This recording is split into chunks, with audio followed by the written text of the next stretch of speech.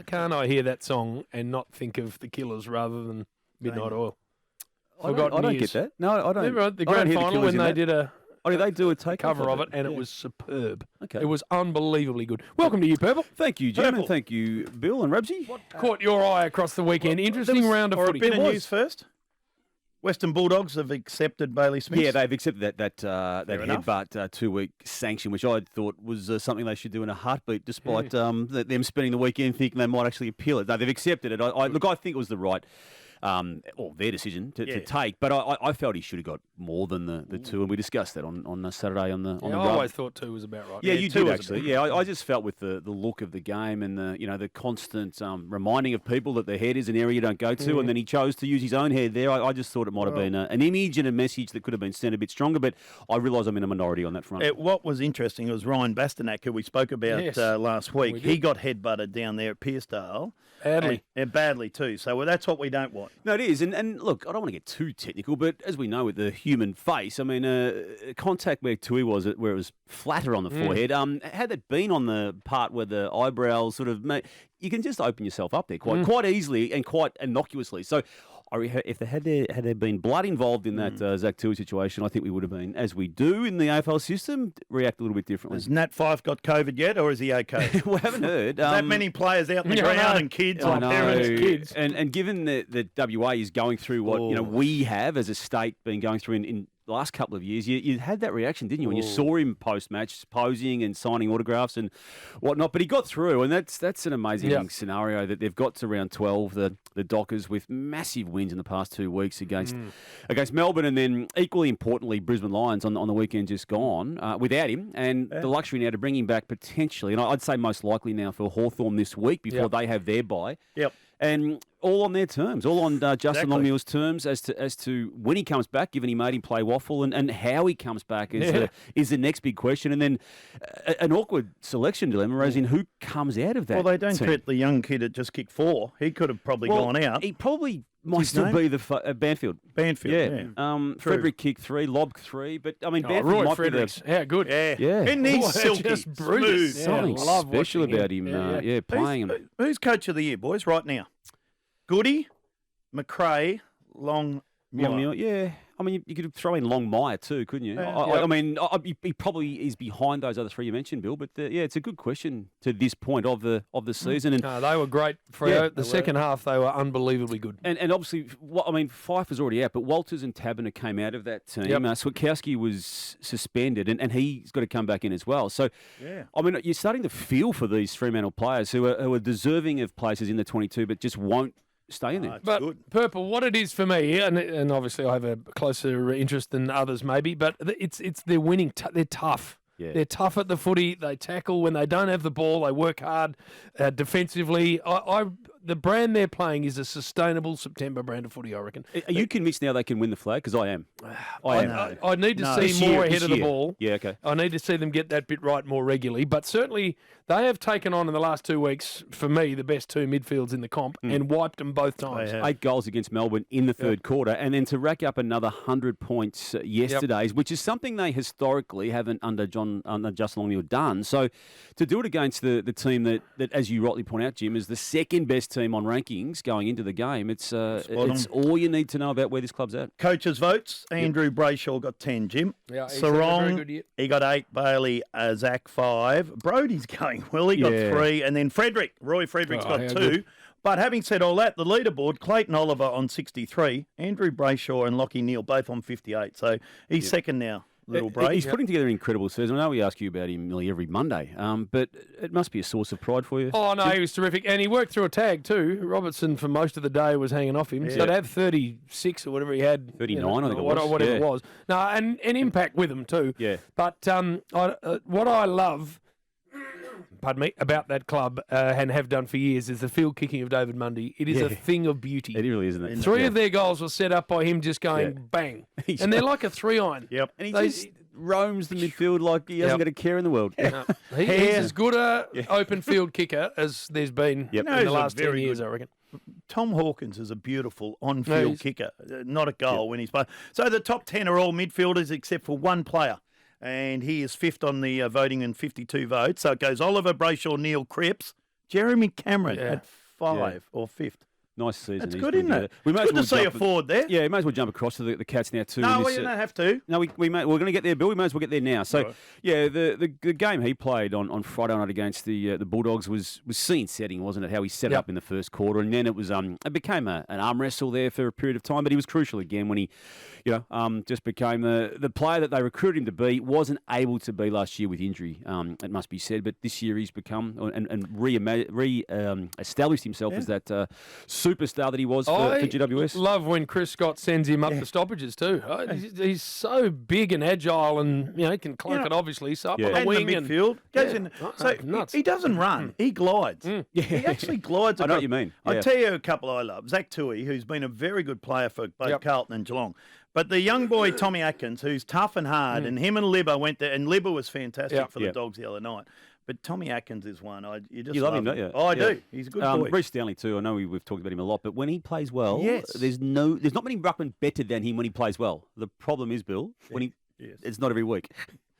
Sydney we're going to get to as well. We'll take Yeah. a break, but they were very, very good Saturday. More with Damian Barrett next on the Rush Hour Triple M.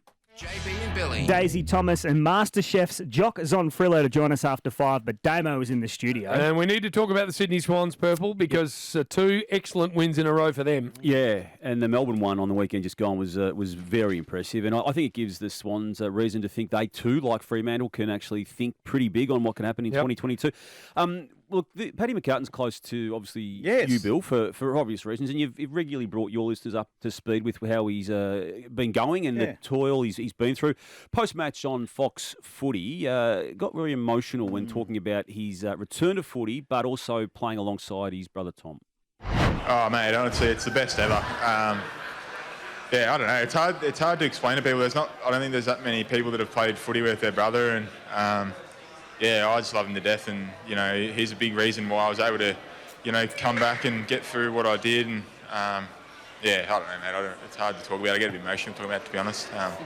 Just love him that much. That's right. Another brother, Charlie, by the way, is a lovely boy also. Yep. But I spoke to Lucy today. I said, that was nice. And Paddy sending love to Tom. Yes. She goes, no love to Lucy on the broadcast. I think he did reference the wider support group he's Come on, got. Luce. Nah, He was only talking about Tom. And I already saw Tom this morning. He's back in Geelong. Cat should snap him up. He's back in Geelong at his favourite coffee shop. Really? Nicest kid you'll ever meet. Yeah, I have met him a couple of Well, times and and- Paddy yeah. too, but good family. They ain't letting him go, Bill. Oh, no, you wouldn't let him go. No way. I always said, spoke to Brad Scott about that, and he always said the same thing. There's nothing like playing footy with your brother. Yeah. And they obviously did for years. He said Yeah. it's just a special thing you can do Yep. with your brother. I reckon that'd be brilliant. Especially down back, so close together, all that. Yeah. And I thought Sam Doherty's story was the standout, emotional one for the year. But I think Paddy McCartan's Right. in the same chat Yep. now as to who is. And I don't want to actually distinguish because No, they're both great. amazing stories and amazing performances they're putting together. Collingwood needs a good bit of love too, with consecutive 4-point wins. MCG on Sundays, Bill. Carlton last week, Hawthorn yesterday. Look, they're a realistic finals chance, and that's not even saying anything too dramatic these days, is it? They're in the 8. Now, they've had the extra game over some teams, given this is the first of 3 rounds of bye football. But, yeah, they're so impressive under Craig McRae, just attitude. I love them. They're good to watch. They have a go. They play good footy, and I thought Hawthorn were good too yesterday. Good game, that one. It was a good game. Yeah. We might stick with the Pies when it comes to the negative stuff. Craig McRae spoke about the Jack Ginnivan situation. He and Cody Waitman both emerged from round 12 with question marks over their attempts to get free kicks. We'll discuss it in a minute after we hear what Craig McRae said. No, it's interesting. Or maybe I need to get some clarity because, as far as I'm aware, that it is a free kick, so we'll just get some clarity around that. But I think you can't get paid a free kick because we don't like it that you're getting free kicks. I'm not sure if that's the case, so I'll just get some clarity around that. I think it's a skill, and it forces the tackler to really be on his best game. So, is it within the rules? There's no rule against it at the minute. There's no doubt he didn't get free kicks he should have got in the second half Yes. yesterday, and that's the problem. I mean, you can have your reputation, you can have the stigma, you can have the knowledge of everyone knowing you might be playing for them, but if they're there and they're not paid, that's a problem. Yes, spot on. There was that one. It was too high, no doubt about that. Should have been a free kick. Yep. along with, what about the Darcy Moore free kick? I don't know what was going on there. So why are umpires making the call 150? From 60 metres away? It happened Friday night, Jim. Yeah. And the umpire was right there on the scene, and he let it play on. He knew exactly what was going on. So Well, look, Damo, it's a very interesting one because it's you're standing in the game as much as anything else. It is. You know, it's the respect of the people you play with and against, as well as how the umpire interprets what happens. Yep. Dermot always said I think he might have been his debut game against North Melbourne. He kicked 5 in the final. Yeah, and John Law, as we know, was a rock-hard bastard from North at the time. And Dermot tells this openly, so I'm not still, he said it on air many times.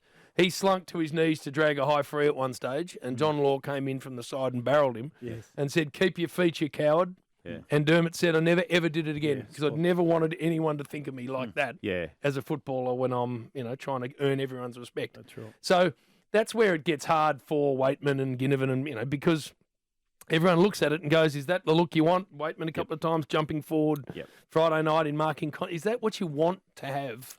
I don't think you're it a is. footballer. No, and Matty Lloyd talks about it really openly too. He went through the did. same phase, Exactly and right. he's open enough to say, "I was like that, and I had to change." And he's not telling these two guys to change in a domineering way, but he's suggesting to them just change certain aspects of your game and be known for other aspects. Well, So, because they're both unbelievably talented young kids. They are. So they're good enough to not have to do that. yep. And it was well done by the umpire not to pay It a free was, kick. it was, He paid it to young Zach Guthrie. I like that. And even if he would have said, "Come on, Waitman, you're better than that," or But whatever. he might have not got one. He should have got two, I think, in that game as well. Not as pronounced, I feel, as what happened with Ginnivan. Demons have got concerns, but if you go back to last year, so they started 9-0 last year, and this year 10-0.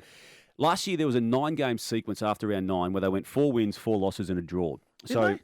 Yeah, so not 9 games where they actually won less than the 50% mark. So they've now lost 2 in a row this year. Obviously, Fremantle last week and then the Swans on the weekend. They've got worries, but May being out of effectively both games, halfway through the first quarter of the Fremantle game, all of the Swans game, he'll come back in, but the forward line's it's a mess. Tom McDonald's now out indefinitely with a Liz Frank injury. Ben Brown hasn't kicked a goal for 3 weeks, and Sam Wiedemann's playing VFL and not wanted to the point where Brown ended up coming. Mitch Brown, wasn't it? Mitch Brown came in. Yep. So they've kicked 7 goals and 9 goals in the last 2 weeks. Yeah. So that's what you're saying. Genuine worries, yes. But we saw what happened last year. They regrouped at round 19 and then went on that surge. Bang. So that's what they'll be gearing toward. But they They've might been have to beaten weather around a the bit footy more. twice, what's interesting there is that can happen with Melbourne because of the way they structure around the footy. They don't throw extra numbers up, so they can often get clearance beaten and all the rest of it. But with May and Lever behind the footy, they're so good at getting the ball back. It often doesn't matter. But when May's not there and you're getting repeat entries against, Trouble. then Sydney latched onto them, and in the second half so did Freo. But I don't think Simon Goodwin. I mean, I don't know, worried? but I don't think he'd be that worried. I think he'd think when we get everyone back and we get rolling back into the year, we can fix all of But that. everyone's got injuries. Like, you can't keep saying May and that. Every team's got it. They do, good but players there. obviously when May structures that team Yeah, up, like I know. very few people have ever done in the game, I think, Bill, the way he does, control what goes A on. bit And like Stuart with your mob. Well, that's right. He For went 2 off. quarters, they were in all sorts without They him. were. They couldn't. They couldn't buy a goal. No. Went down to the supermarket, Jim, and tried to buy none a on goal. the shelf. None on the shelf. Like the supermarket underneath here, there's nothing on the shelf. That they were, to your point, Melbourne, 30 points up against Fremantle and 26 up against the Swans. So even within the games they've lost, they've got And it Max together. Gorn's been bloody Well, good. especially last Saturday Best, night. one of his Bloody best hell. games ever. Right. All right, so buses? Well, I don't think No- we will this none week. for out of the week. It's just boring. We've already got them at Perth and at North Melbourne. So No more we're just going buses. and there's one at Tullamarine. So we've already dispersed You've them and distributed your buses. I've distributed. Well, I suggest you have a listen, Purple, next, because while we tore strips off Fat for his disgraceful behaviour, on Saturday. there was something we fun. missed. What did we miss? Well, just keep listening. Good tease, Jim.